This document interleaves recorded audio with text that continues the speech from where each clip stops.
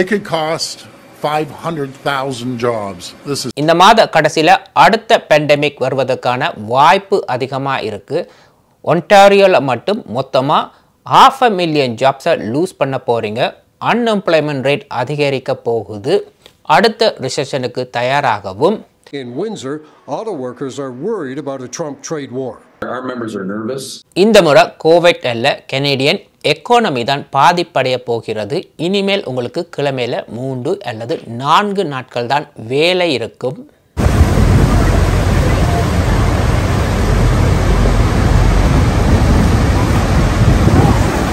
வணக்கம் எல்லாம், எப்படி இருக்கீங்க? இந்த மாச கடைசில ஒரு பேண்டமிக் நிலைமை வருவதற்கான வாய்ப்பு அதிகமா இருக்கு. இம்முறை வைரஸ் அல்ல, அமெரிக்கா கனடாக்கு வழங்க இருக்கிற டெரஃப், அதாவது வெரி. இந்த வெரி நடைமுறைக்கு வருமா இருந்தால் ஒன்டாரியோவில் மட்டும் 500,000 பீப்புள் ஜாப்ஸை இழக்கிறதுக்கான வாய்ப்புகள் இருக்குது. இப்போ பேண்டமிக் டைமில் பாப்புலேஷனை இன்க்ரீஸ் பண்ணதால் ரிசெஷனை தடுக்க முடிஞ்சது. ஆனால் இப்போ பாப்புலேஷன் அதிகமாக இருக்கிறதால தான் ரிசெஷனை கட்டுப்படுத்த முடியாத ஒரு நிலைமை வரப்போகுது. அமெரிக்காவோட டெரஃப் கனடாக்கு வருமா இருந்தால் கனடியன் கவர்மெண்ட் பிஸ்னஸ் எல்லாத்தையுமே பெயில் அவுட் பண்ண வேணும், ஃபண்ட்ஸை வழங்க வேணும். ஃபண்ட்ஸை வழங்காட்டி இவங்க பேங்க்ரப்சிக்கு போகிறதுக்கான வாய்ப்பு இருக்குது, லே ஆஃப் வழங்குறதுக்கும் வாய்ப்பு இருக்குது. அப்படி ஃபண்ட்ஸை வழங்கினா கூட உங்களுக்கு கிழமையில் 3 அல்லது 4 நாட்கள் தான் வேலை இருக்க போகுது. It could cost 500,000 jobs. This is serious. It's unprecedented. And let's hope it doesn't cost 500,000 jobs. But we need the ability to go in there and 100% pandemic லெவலுக்கு இந்த இன்ட்ரெஸ்ட் ரேட் குறைகிறதுக்கான வாய்ப்புகள் இருக்கு. இந்த பெயில் அவுட் கூட 6 மாதத்துக்கு பிறகு நீடிக்குமா தெரியாது. Business demand இல்லாமல் இருந்தால் இந்த பிஸ்னஸை க்ளோஸ் பண்ணத்தான் வேணும். ஒர்க்கர்ஸுக்கு பே பண்ணி வேர்த்தே இல்லை.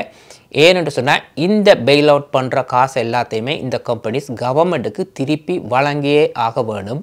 இந்த டெரஃப் தொடர்ந்து நீடிக்குமா இருந்தால் அமெரிக்காவோட பிஸ்னஸ் செய்கிற எந்த ஒரு கம்பெனியுமே பெரிய அளவில் சக்ஸஸ்ஃபுல்லாக ரன் பண்ண முடியாது. ஒரு 2000 பேர் இருக்கிற ஒரு வேலைத்தளம் 500 பேராக குறைகிறதுக்கான வாய்ப்பு இருக்குது. ஏன்னு சொன்னால் டிமாண்ட் இனி இல்லை ப்ராடக்ட்டுக்கு. In Windsor, auto workers are worried about a Trump trade war. Our members are nervous and should be. There's a lot of uncertainty coming with the proposed tariffs. நீங்களும் 25% வரி கொடுத்து பொருட்களை வாங்க போறல, அவங்களும் உங்கள்கிட்ட இருந்து வாங்க போறதில்லை. இங்கே பிஸ்னஸ் பிரேக் ஆக போகுது. அமெரிக்கா இன்னும் ஒரு சொல்யூஷனை தான் பார்க்க போகுது. வேறு எங்கேயாவது சீப்பாக இந்த பொருட்களை எடுக்கலாம்ண்டு.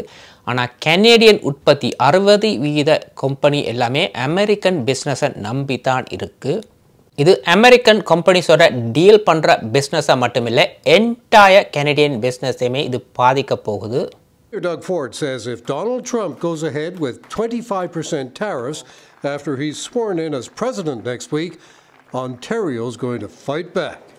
if they're coming full tilt at us, I won't hesitate to pull out every single tool we have until they can feel the pain. Ford is threatening to cut off exports to the U.S., including energy and electricity. Let's try to avoid these tariffs. It's going to hurt them, and it's going to hurt us. Don't get me wrong, but it's going to hurt them just as much, and we'll make sure it hurts them. இந்த டெரஃப் கனடாக்கு வருமா இருந்தால் இந்த முறை வர ரிசெஷனை யாராலுமே தடுக்க முடியாது. Unemployment rate sky ராக்கெட்டாக தான் போய் முடிய போகுது. எதனால் இந்த ரிசெஷனை கட்டுப்படுத்த முடியாதுன்னு சொன்னால் பழைய கனடா இப்போ இல்லை. இப்போ பாப்புலேஷன் அதிகமாக இருக்கிறதால இதை கட்டுப்படுத்த முடியாது. இன்றைக்கி டொரண்டோவில் டாக்ஸஸை அதிகரிக்கிறதுக்கான முக்கிய காரணமே இந்த பாப்புலேஷன் தான். ஒவ்வொரு வருஷமும் பாப்புலேஷன் அதிகரித்து கொண்டு தான் போகுது. அப்போ அதுக்கு பாப்புலேஷனுக்கு ஏற்ற மாதிரி சர்வீஸையும் வழங்க வேணும். சர்வீஸுக்கு எங்கால காசு பட்ஜெட் அதிகரிக்கும் பொழுது டேக்ஸையும் இன்க்ரீஸ் பண்ணத்தான் வேணும். ஸோ நீங்கள் எக்ஸ்ட்ராவாக டேக்ஸ் பே பண்ணத்தான் வேணும்.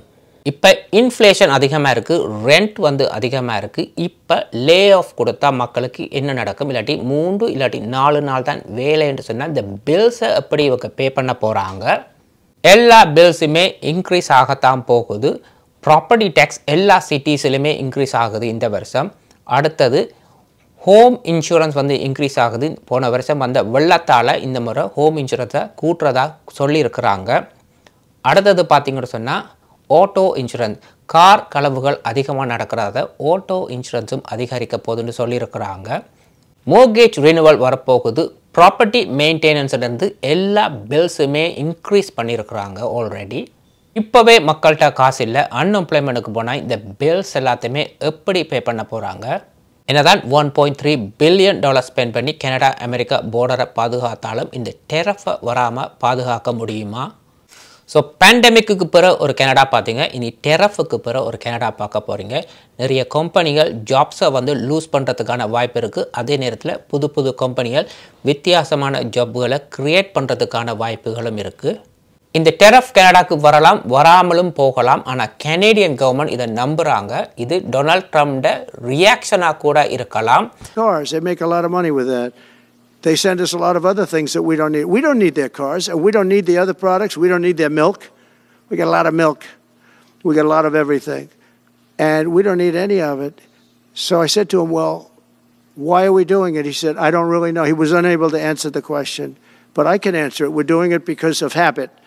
And we're doing it because we like our neighbors, and we've been good neighbors. But we can't do it forever, and it's a tremendous amount of money. And why should we have a $200 billion deficit and add on to that many, many other things that we give them in terms of subsidy? And I said, that's okay to have if you're a state. டெரஃப் வந்தால் கனடாக்கு ஒரு பெரிய recession வரப்போகுது. அது என்னுடைய opinion. Canadian government ஒரு நாளும் சொல்லவே இல்லை ரிசெஷன் வருமெண்டு. ஸோ நீங்கள் என்ன நினைக்கிறீங்க? கனடாக்கு டெரஃப் வந்தால் ரிசெஷன் வருமா இல்லையா? மறக்காமல் கமெண்ட் பண்ணுங்கள். அடுத்த ஒரு வீடியோவில் சந்திக்கும் வரை நன்றி, வணக்கம்.